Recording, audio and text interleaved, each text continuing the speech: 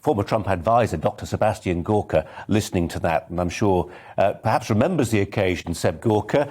Well, they're not laughing anymore. Well, it's strange. We were accused of being the warmongers in the Trump administration.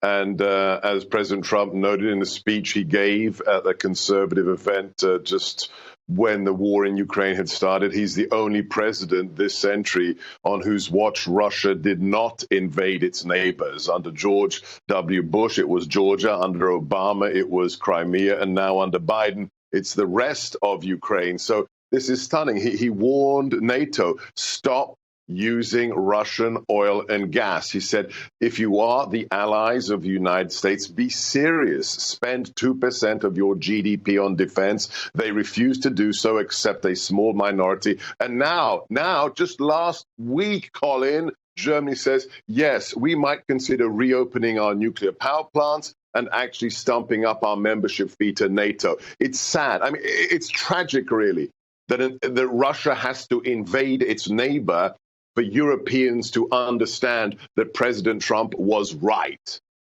It almost reads like a parable. I mean, $100 million the Germans have now committed to rearmament, a scale of spending hitherto unimaginable, and certainly unimaginable to Donald Trump. I mean, he couldn't get them to spend a fraction of that before. When the first visit of Chancellor Merkel, and others have said this already, so I'm not speaking out of school, when she came to Washington for her first visit with President Trump, we were berated, we were lectured by her and her national security advisor. She said, we are a serious nation. We take our commitment to the common defense of NATO seriously. We spend X amount on our defense.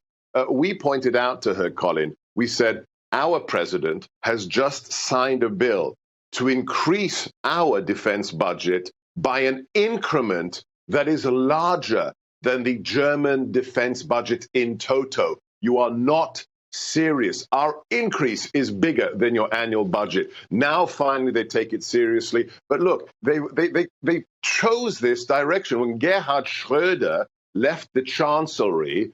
As the head of the German state, he became the head of Gazprom in Russia. They have been using 30% of their energy influx. Their imports are coming from Moscow. So it's shocking that Ukrainians hiding in, the underground, refugee streams into Europe are the moment when Germany and others say, yeah, perhaps we should be serious about our defense. It took a war for them to realize that our president, the prior president, was right.